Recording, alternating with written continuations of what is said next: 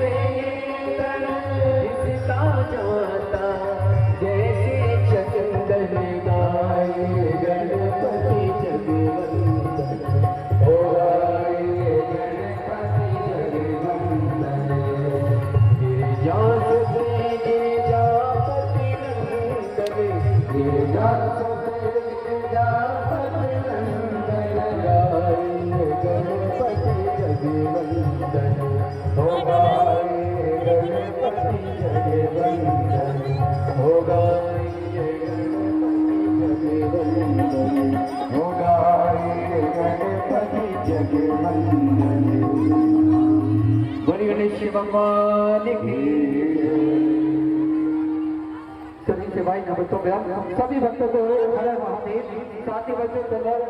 महाप्रवण के अलौकिक कथा हम सभी भक्तों के सानिध्य में कमेंट कर रहे हैं। निश्चित ही ये हम सभी का सौभाग्य है बाबा भोलेनाथ की कृपा से अब सभी को आस्था चैनल के माध्यम से यूट्यूब फेसबुक के माध्यम से और बलिया उत्तर प्रदेश की इस पावन धरा से सुंदर अलौकिक दिव्य कथा श्रवण करने का अवसर प्राप्त हुआ और निश्चित ही बधाई के पात्र है कथा के मुख्य जज्बात जिन्होंने ये सुंदर कथा का आयोजन रखा श्रीमती चित्री देवी एवं परम से भक्त माननीय श्री दया शंकर सिंह जी परिवहन मंत्री उत्तर प्रदेश शासन से साथ में श्री धर्मेंद्र सिंह जी बलिया उत्तर प्रदेश से कथा के मुख्य जजमान का पदभार ग्रहण कर सुंदर ये कथा का आयोजन रखकर सभी भक्तों को कृतार्थ करा आनंद करा। एक बार जोरदार ताली बजाकर स्वागत करें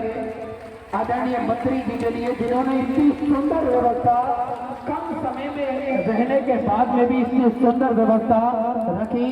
और हम सभी को ये सुंदर कथा अधिक मास के पावन महीने में श्रवण कराकर निश्चित ही न केवल अपने जीवन को कृतार्थ में करा अपितु समूचे जन समुदाय के लिए विश्व कल्याण के लिए ये सुंदर कथा का आयोजन रखा। साथ में जब तक धरती पर बाबा भोलेनाथ की कृपा ना हो तब तक इस धरती पर इस दुनिया में संसार में कोई भी कार्य संभव नहीं हो सकता। हम सभी देवाधिदेव महादेव के चरणों के दास हैं, उनकी कृपा दृष्टि के साए में ही अपना जीवन यापन करना चाहते हैं। हम सभी महादेव के मंदिर जाएं, देवालय जाएं, भगवान का जल अभिषेक करें, अपने मन की बात अपने हृदय की बात हम महादेव से सके, बड़ा ही सुंदर और सरल तरीका हम सभी को गुरुदेव ने बताया है। एक लोटा जल सारी समस्याओं का हल। एक लोटा जल लेकर हम पास के मंदिर जाते हैं, देवालय जाते हैं, भगवान का जल अभिषेक करते हैं तो निश्चित ही सारी समस्याओं का निदान तो निकलता है, साथ में महादेव का आशीर्वाद भी हमें प्राप्त होता है, उनकी कृपा दृष्टि भी हम सभी को मिलती है। और देखिए हम सभी ने देखा है किस प्रकार से महादेव की कृपा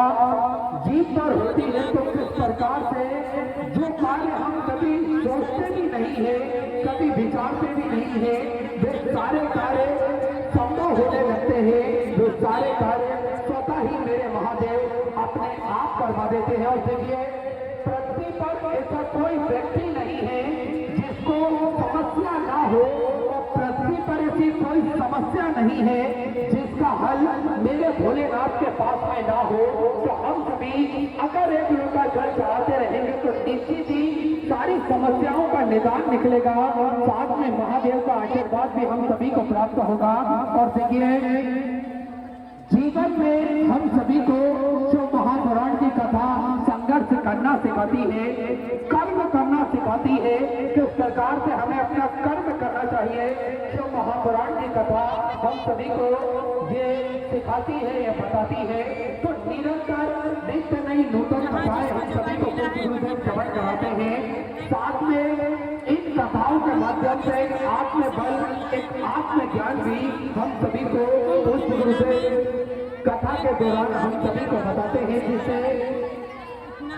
अगर आत्मबल हमारा प्रबल होता है तो निश्चित ही आदि से ज्यादा जंग को हम स्वतः ही जीत सकते हैं, स्वतः ही उस पर हम विजय प्राप्त कर सकते हैं। तो हमेशा अपने आत्मबल को हम सभी को दृढ़ रखना चाहिए, अपने आत्मबल को हमेशा बढ़ाकर रखना चाहिए। और यही जो महापुराण